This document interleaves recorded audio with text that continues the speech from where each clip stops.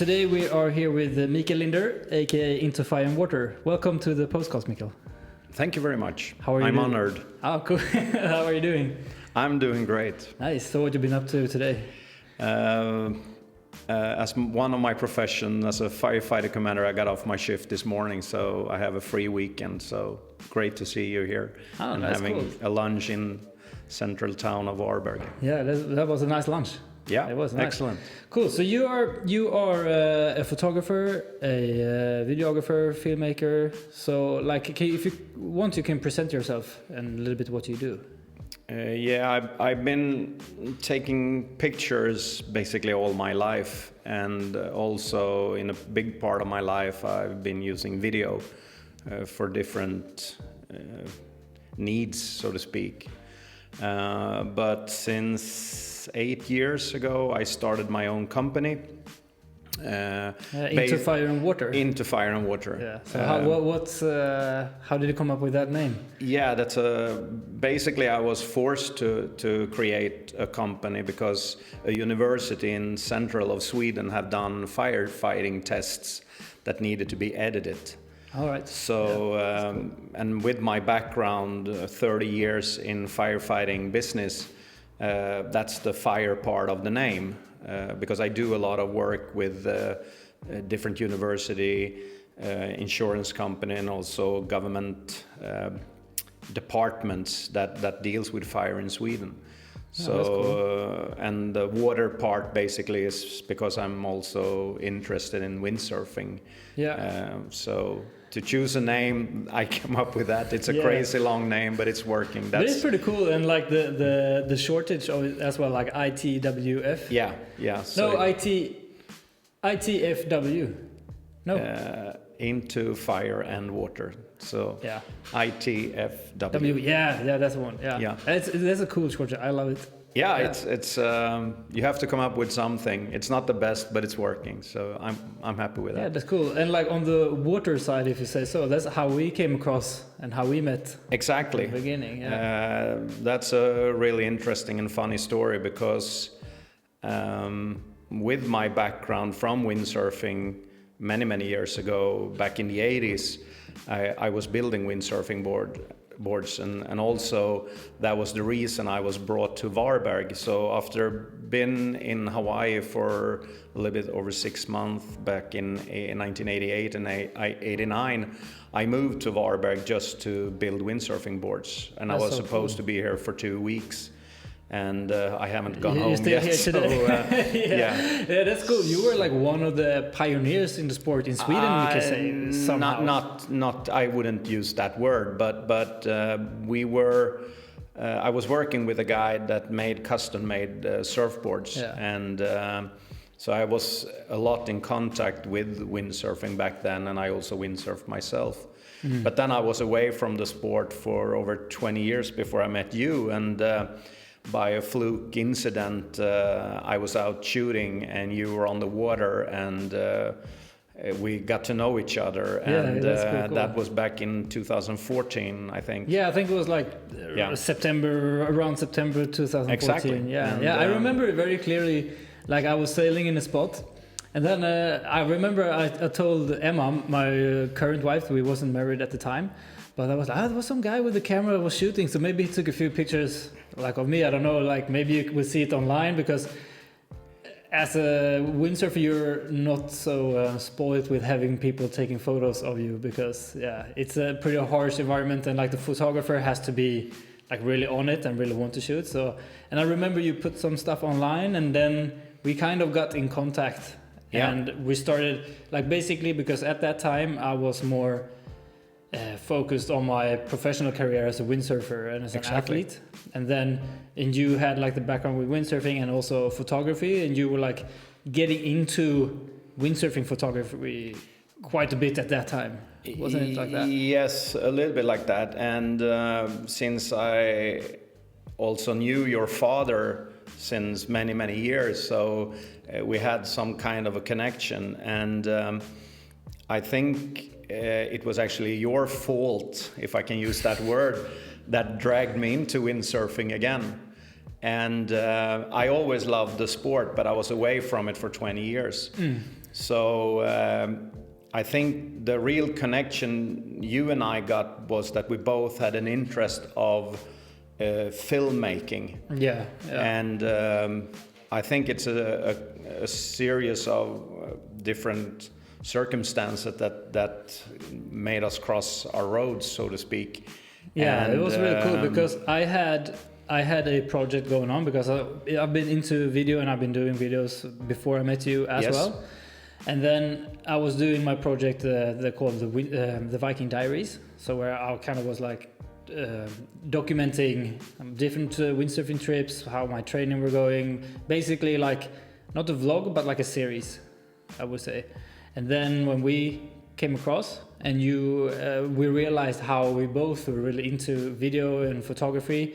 Maybe you're more photography than me, but you were also like really into video, and we kind of like got that connection to like, and you were starting to help me with the Viking Diaries. Yeah. I started to come along on some trips in Sweden to shoot some stuff, and then we were also shooting like some lifestyle scenes. I remember one of the first ones where you were on it, where like, you remember that like super cold winter day when we had minus 12 degrees. Yeah, it was Celsius. crazy. It was crazy, man. It was like snow on the beach, like the first bit of the water was ice. Yeah. And we did some cool shots, and I think that really enhanced the video and made it look so much colder than it was cold, but it wasn't like freeze water when I was windsurfing, really. No, but that's one of the first projects that you brought me in on, and I think the main reason why we connected also was that we both had the same philosophy with the quality of what we wanted to achieve. And for me, I always believe that I can learn new stuff and I can get better than I am. I will always be learning. Yeah. I would never be fully learned or taught. But so that was interesting when that project started. And also I remember the first time I went to a competition with you was in Klittmöller in 2015. And for me, it was a great chance to develop my photography and filming in the action sport of windsurfing, which is kind of difficult because it's kind of harsh environment with strong wind and rain and whatever it can be. So and there also you got introduced to like some of the best windsurfers in the world. Yes. So you could also see like, you can get like these cool shots and these crazy moves, and like the way you can capture them with the camera, like both photo and film, is really cool, because there is a difference of shooting windsurfing and then shooting professional windsurfing when there's like actual professional athletes that are pushing the limits to shoot. You always want, as a photographer, to kind of reach the same level as the athlete. A bad photo or a bad video of a great athlete is not nice. That's my opinion. Yeah, I think that's how we also connected so well, because we have the same philosophy and we think alike. Yes. Like that, we always want to push the level of what we are doing and always try to achieve high quality images and edits and storylines, and also for every project we want to improve from the previous one. Yeah, and basically I've seen all those years when you were competing on the tour and I was following you. For me, it was like a training camp. It was, I got a little bit better every time I was out, and I like to analyze my work when it's done to see how I can improve. Yeah. So having that connection for me as a photographer together with, for example, an athlete or an artist, is very, very important, because you kind of develop both sides together. And you kind of push each other to raise the bar every time. And also I remember an athlete or an artist also has a will to get more sponsors or be seen. Yeah. So for me it worked really well over the years to actually work with artists or athletes together, because that I can grow as a photographer together with a person like that, and hopefully I can help and develop the athlete. Like for example, we've been looking a lot at the video clips of you doing different moves. Yeah, and exactly. you can use that from an analytic point to, you know, improve and get better. Yeah, exactly. It was like from when I met you and started to work with you, like I think that was a great benefit to my professional career and how I evolved as a windsurfer as well. As you said, you know, we can look at moves, and you also, like the great thing with you was also like you weren't just taking photos, because you were also heavily invested in the sport, and you really liked the sport, and you could see some stuff, or maybe you should do a bit more like that. So you had like a genuine interest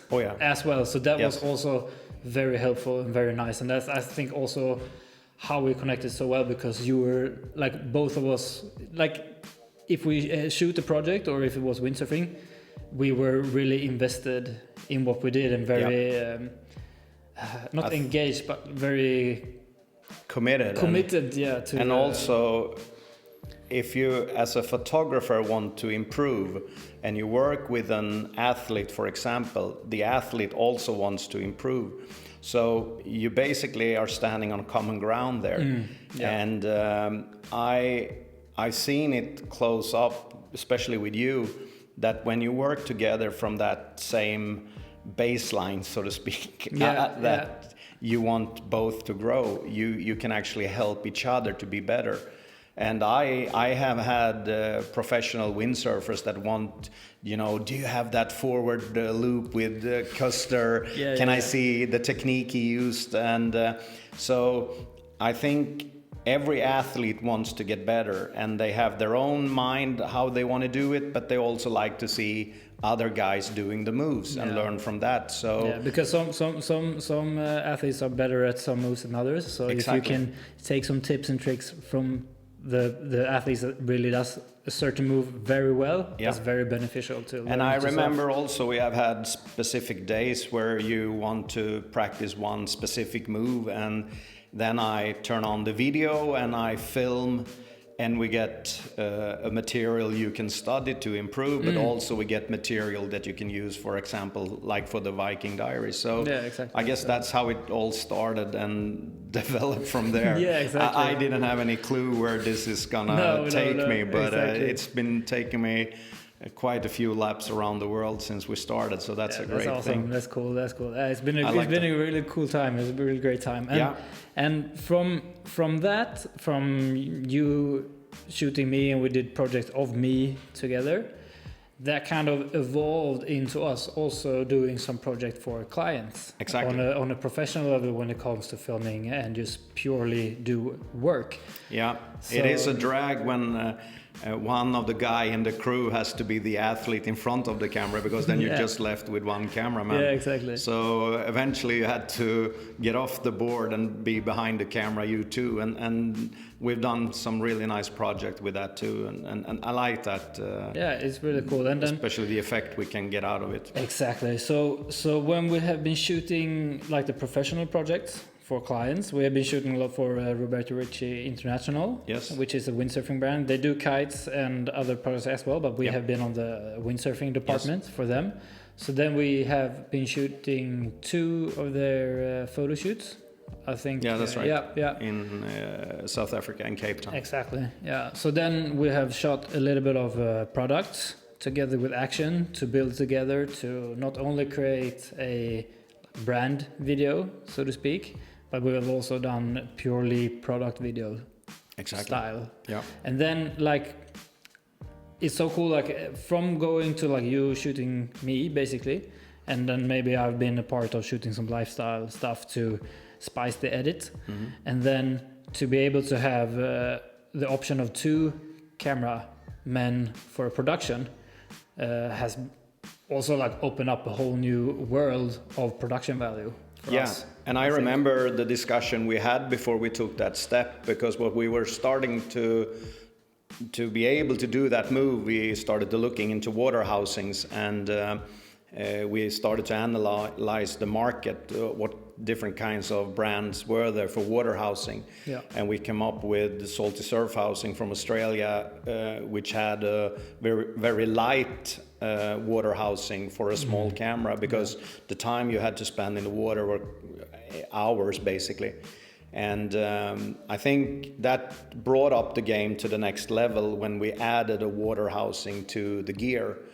And that was always our goal, but it takes a while to reach your goals. Yeah. But I remember when we got it and we started to film with it, it actually, to me, made the videos much better, because you could add such a difference, a totally different angle, and you can get closer to the person in the water, and in combination with a bigger lens, so we could cover the same move from two different angles, just also adds to the video. But I remember before we had that equipment, it was always our goal to get there, because that's how we wanted the videos to look.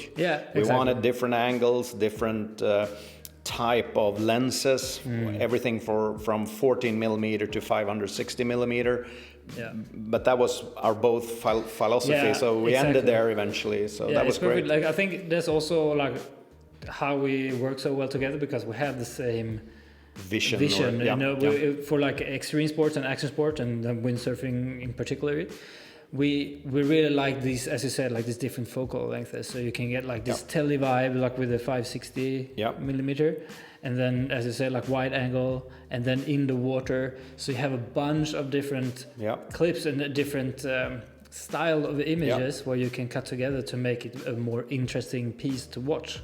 And eventually we also added a drone to it, even if they ended up in the bottom of the ocean. When I crashed into a kite.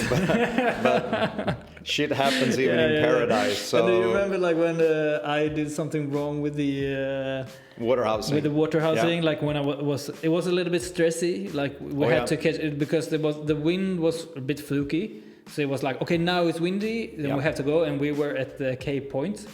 Sharks, big waves, big current, and stress. Exactly. Not a good combination. Not with a good water combination, housing. and I somehow like in the glass in the front, I kind of like missed it. So it was like this tiny little.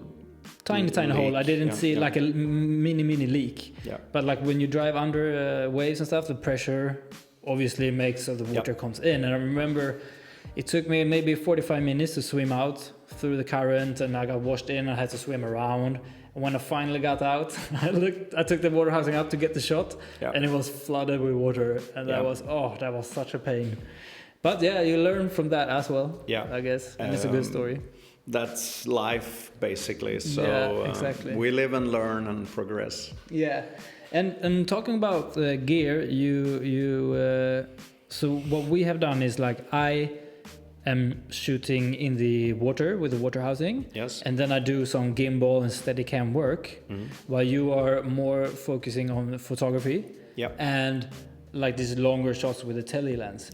And shooting windsurfing is a very complicated thing, because you have a lot of elements to battle with. So can you tell us a little bit, we have your setup here, and can you tell us a little bit more like what you've learned to shoot with tele, like with action sport and outside, and especially windsurfing? I think when we started, if I use that word, when we wanted to do a little bit better videos, it always starts with what vision you have, and our vision has always been quality. So when you bought a cheap tripod and a cheap video head, and you sit down in the strong winds in Poso, for example, you get really crappy shots because everything is shaking. So we done the hard travel basically by doing all the mistakes to begin with. So I think for me at least, my vision is I want to create high quality material. So basically you have to get rid of the cheap tripods and get good tripods, but also the video heads are very important. And especially when you use a big focal length like 560 millimeter, it's really important that everything is steady. And this because video, otherwise, like even the minimal shakes, you will see them. Yes. And also when you have oil liquid based video head, every movement you do is smooth, and you need that if you want it to look great. Yeah, and also like the head, the Vinton tripod head you have is also like very bulky and heavy. Oh yeah. And I think that also a key to get those in those conditions, to get those smooth pans, because sometimes you have to pan pretty fast because the sailors are going really fast, and sometimes you have to pan and then tilt as well. Yeah. So then to be able to have it like smooth and steady is key to get a good shot. And it takes a lot of practice, and also I think I like to analyze things. Everyone that knows me knows my bad part of analyzing, but I like to look at my material when I've done it and see where I can improve. So eventually with this gear, it is steady, but also as we travel a lot, we need to have carbon fiber tripods, because as soon as you start loading this into suitcases, the weight adds up. Exactly. Yeah. So I'm very happy with my setup today, and I also use Canon 1DX Mark III. That takes very good photos, but I can also film with that camera. And when I started, I had one camera for photography and another camera for filming, and that's a hassle when you want to change in between. So my setup is strong, reliable, light, but also efficient, that I can do two things at the same time. The only thing you have to be aware of when you work, especially with windsurfing, when you do filming, you need some kind of ND filter. Yeah. And the ND filter that you usually put on a video camera is in the front of the lens, and that will not work in windsurfing because it will be covered with water drops and salt and stuff, in seconds. Yeah. So on these big lenses, we have a little slot where I have two different kinds of ND filter depending on how strong the sun is. So I can switch between an ND filter for filming and then take it out when I do photography, because then you have another shutter speed. Yeah, obviously. So obviously learning all those things eventually and find the right gear for what you needed to do. Exactly. That's how you basically level up your game a little bit. Yeah, that's perfect. And it's so cool that you have, like, during these years have found a setup that works for you and like how you want to work, like so you can be efficient and quick to like just change the ND and then you can get killer photos. Yeah. For example, put it in whatever density you need, because like depending on the light, how strong it is, and then you can shoot some killer video as well, like with that camera. And obviously for everybody who's seen like the work you've done and the things we've done together, like your shots are amazing. So I think like you have really created a setup that works perfectly for you and your demands to create those high quality clips. Yeah, and photos. And it comes down to what we talked about from the beginning, that if you have a vision of what you want your photos or videos to look like, you're not satisfied until you reach that level. Exactly. And then you have to figure out, oh shit, this tripod is not good enough. Yeah. Okay, I have to get a better one. Okay, it's not working because I don't have an ND filter. I have to get an ND filter. Yeah. And I think you don't have to have it, but if you want to create some good material, I think you need it.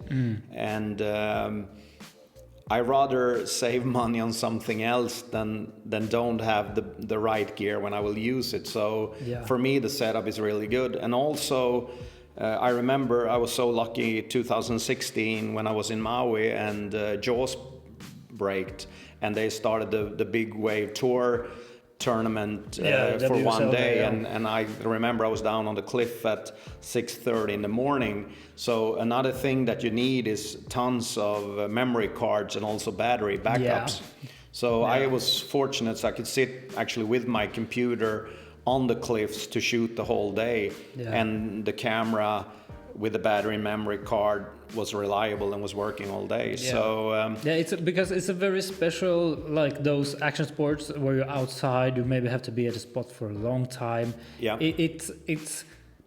It's very demanding in a different way comparing to if you shoot like a corporate video, maybe inside you can chart it's a different challenge when it comes to that, obviously, like with lighting and putting it perfectly, like if you have a lot of artificial light. Yeah. So but like to really, as you said, like have batteries and like to really analyze, like, okay, what would I need gear wise to make not only better photos and videos, but also to make life easier, like to like get like those unnecessary hassle and headaches, like for example battery, memory card.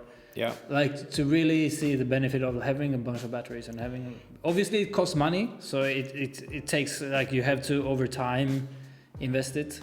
And I think there's also like one with your analytic thing that you like you realize what you need for the next time you're gonna sit there. Yeah, I think when you want to be serious with your profession or hobby or game or whatever you will call it, you also like to figure out a nice workflow.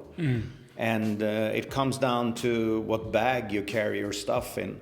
It needs to be protected on a flight. It needs to be working on a beach for a whole day or in strong wind, like in Poso, for example.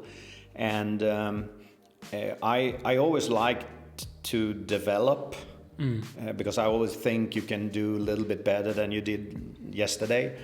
And I'm very happy with the setup that I have today. And I think what we didn't realize, or at least what I didn't realize when I started, after doing windsurfing, everything is a walk in the park after that. Because if I spend a whole day in my studio back home and do product shooting, I don't have to hassle anything with the environment. No, so exactly. Everything I've done after shooting windsurfing in Poso, for example, that's a walk in the park. So I think like, we started with the toughest. Exactly, we started on the perfect side, like with the toughest, and then it like got easier. Exactly. On the way. I think like, it's really cool, like how we learned how to shoot and make films in that environment.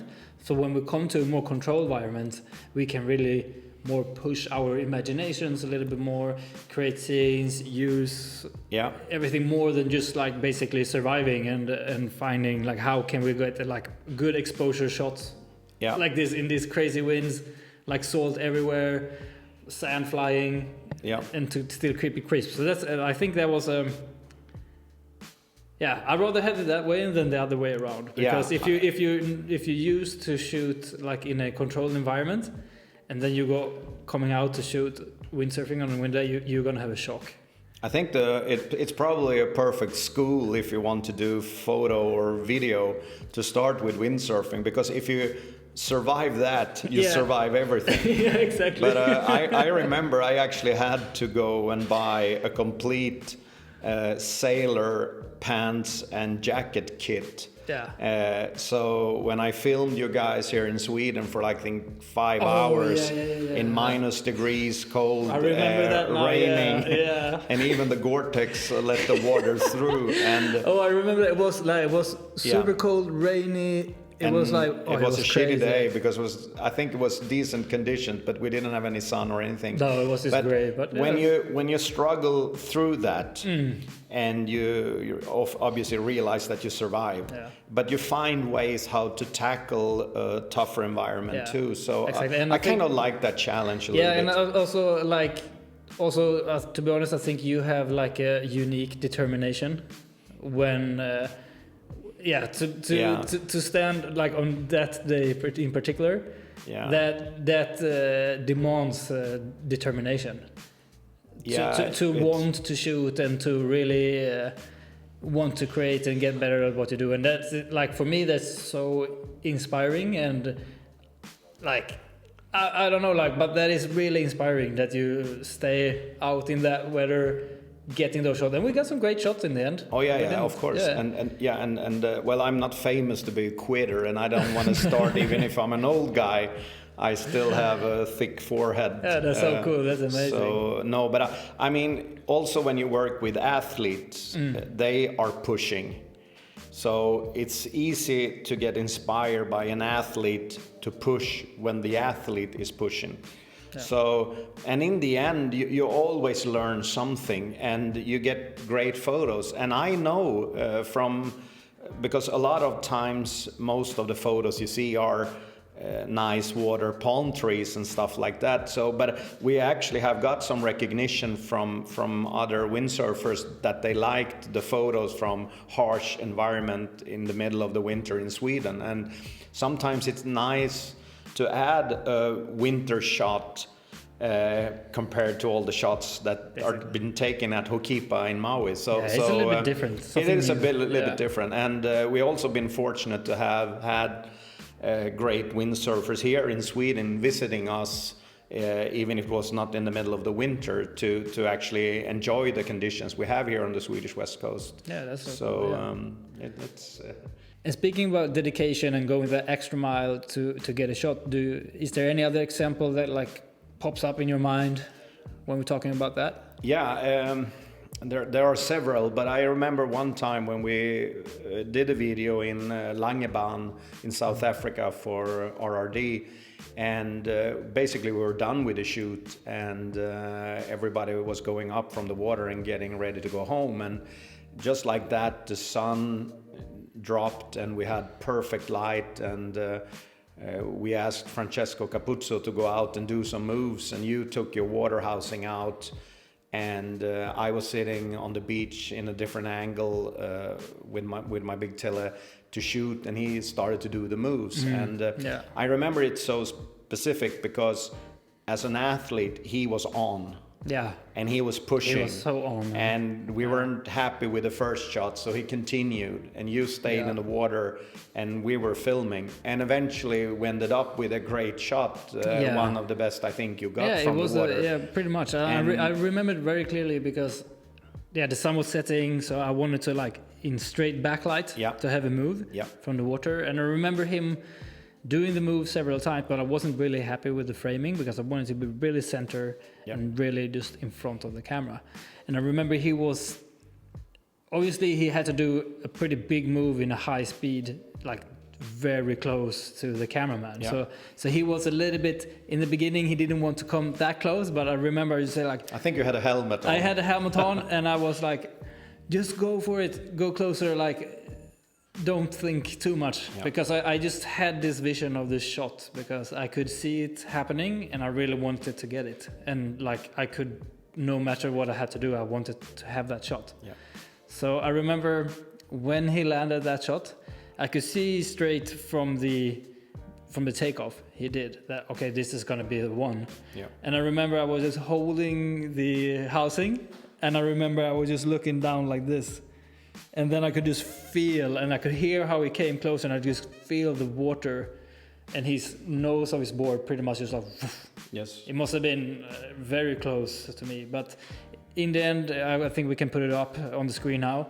But in the end, it was a great shot, and it was the shot that really completed the whole shoot, I think. Yeah, and I think that's what drives us is that we both want to do that little extra effort to reach a nice shot, and in this case we also had a huge help from Francesco, and I wasn't sure he realized how good the shot would be, but I remember it because it's a pretty long drive from Langebaan back to Cape Town, so we were pretty satisfied going pretty stoked back on the way back, because we have got a great shot. I think in the end, it seems like, I don't know if it's karma or whatever, but when you push yourself a little bit harder and you work a little bit extra, it seems like a lot of times you come out with a great result. And for me, I like that. That feeling is idea. Really, and the feeling is like when you get a shot where you know you had to struggle a little bit for,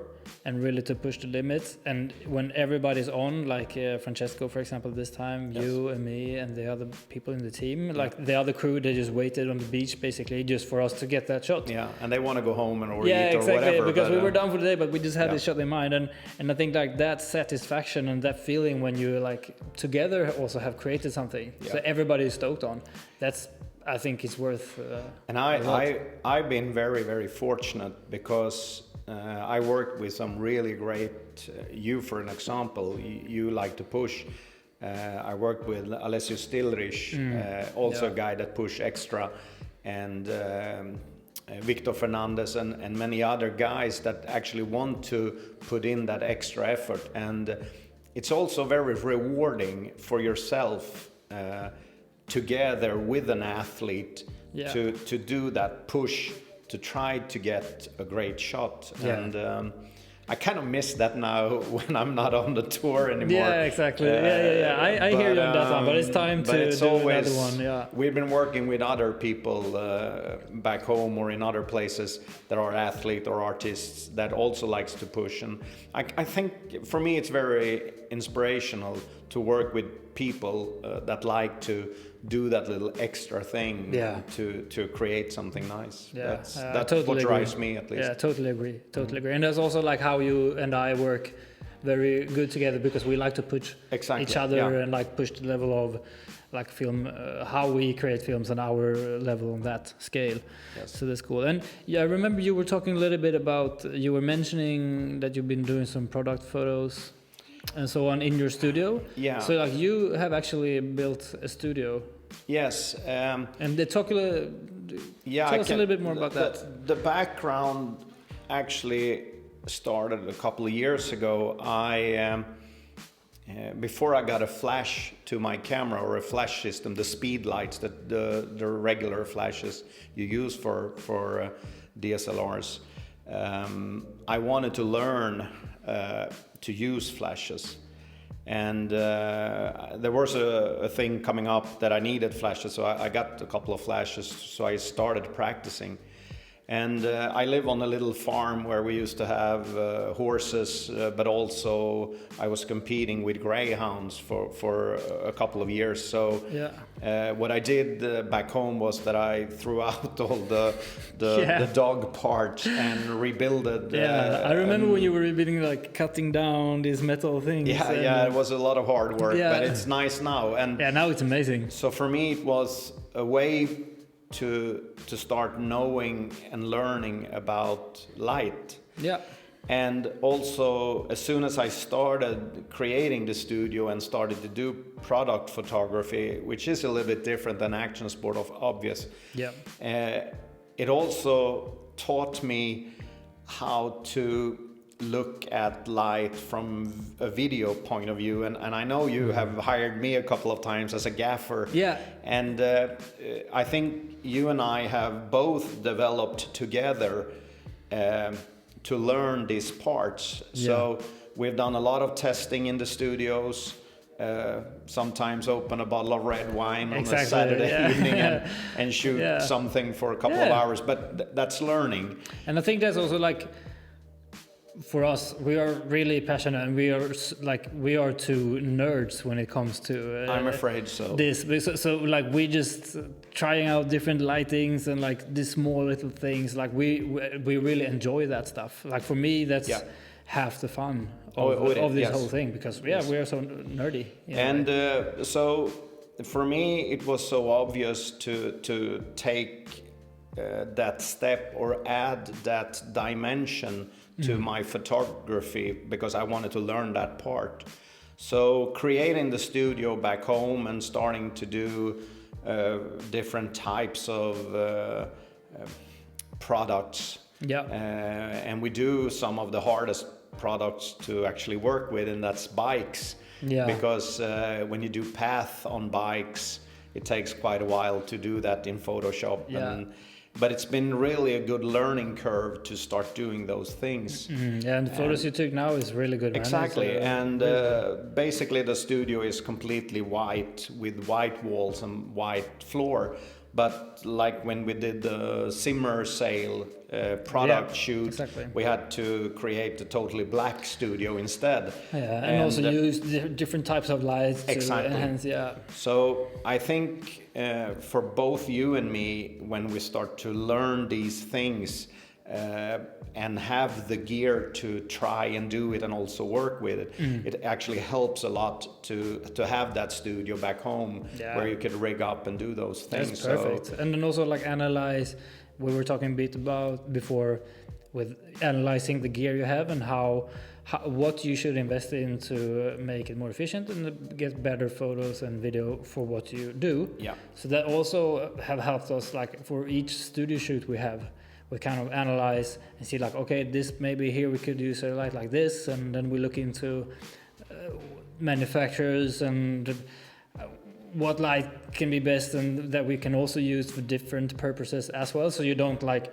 buy a light that you can only use for one specific thing. So I think it is a little bit like life in general, that you have to start somewhere and you have to take the first step. Yeah, exactly. And then you develop from that and evolve. And I also think, because a lot of customers want the photo, but they don't know exactly what they want. So when we create and you create an example to try to show their product in the best way. Yeah. And I guess all photographers and video makers have their own style. And sometimes that style is perfect for the brand, or sometimes you have to use another type of style or look because that's what the customer wants. But I like that challenge, because when you push yourself to different things that you don't know, that's a way of learning. Yeah. And also working a lot actually gives you some kind of an experience. And still there are so much stuff to learn about it. So, but if you never take the first step, you can never evolve. Yeah, so, and try new challenges exactly. to see. So, and that's what I also think, like, obviously you create your own style. Like, I think I have a pretty distinct style in my edits and the way I shoot and stuff, but I always try to get new influences of what I'm creating. And also, as you said, it was very interesting, like, sometimes your personal style doesn't fit a brand that you work with. Exactly. So the thing I find lately very fun and very inspiring to do is to create a look and feel for a specific brand. Yeah. Obviously with my touch and like the crew, the West Coast Visuals touch, but to create something perfectly for that brand. I think that's also a very nice challenge to like analyze, to see, ask the customer what they are, so you get the feeling of the brand, and then you can create a look and a feel and a style for that brand. That's a lot of fun to do as well, and that's also a way to push yourself and your levels. I totally agree, and you see also, I think at least for me, when I do different jobs like that, I always learn something that I can bring with me into another job, even to action sport photography, that basically is what we have done before and still do. Yeah, exactly. So like the roots. Sort of. But it's nice when you add a new knowledge. And I always said this, for me, photography, for example, it stands on kind of like 3 legs. It's how you compose the shot in the camera. That's one part you have to manage. And then the second part is to know all the technical stuff in the camera and with your gear. So you basically, you need to know how you can use your camera, if it's the white balance or the shutter speed or the aperture or whatever you need to adjust to create what you wanted to create. But then the third part is, since you develop your photos yourself, I work with 3 different editing software. Capture One for tethering when I do studio photography. I work with Lightroom to do my first kind of edit, and then I work with Photoshop. I think a lot of photographers do this. And when it comes to video, you have a similar workflow, but you have to have some skills in each of those three fields, because that is needed to create nice shots. So I think over the years we have learned more and more in those different fields. So even if I would reach the 200 years old as a person, I would never be fully learned anyway. So that's one of the parts I like with what we're doing. There is so much stuff to learn, and you can develop. And even if I'm an old guy, I can still learn. So. Yeah, and I totally agree. And there's always like some small niches you can find, and this type of lighting, this type of cameras, or this type of shots. There's always something niched to dive into. Yeah, if we look a little bit in the rear mirror, a little bit over a year ago when we did that music video with green screen with Olof Wallström, that was our first time working with green screen, and I think we used a quote from Pippi Longstocking, I never done that before, that will probably work. It will be great. So it was a pretty, like for being the first time with the green screen, it was a pretty massive project to do. It was a massive project, and we didn't have any experience of it, but it was challenging.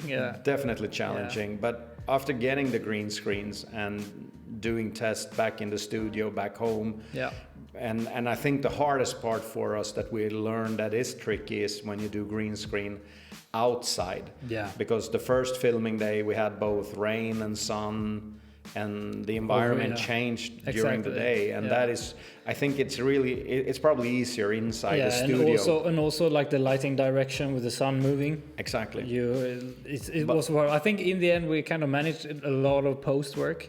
Yeah. And but I think that was cool. Like the green screen, it was cool to do that first one, and it was, as I said, like super challenging, but we did the tests in the studio first, so that's also one thing that's great to have the studio, where we can just let's try. So we had the play basics. And learn basically. Yeah, exactly. And also the next music video we did together was inside a black box with the really young band from Varberg Moreld. Exactly. That also was a challenge, because then you have to work a lot with the light and kind of low light or few lights to create a specific mood. But I see it that we have been really fortunate to do all these different projects that actually gave us a chance to learn something new. And and there's also, like, I think when you learn, for example, for the Morel video, when I wrote the idea and the treatment, like I had some references from the band, like what type of videos they liked and so on. But then I knew we were going to be in the black box, so then we could figure out the lighting and create a scene from that. And there's also one thing that is a nice mix to the action sports side, is that we can actually, in a controlled space, we can create a scene and a look.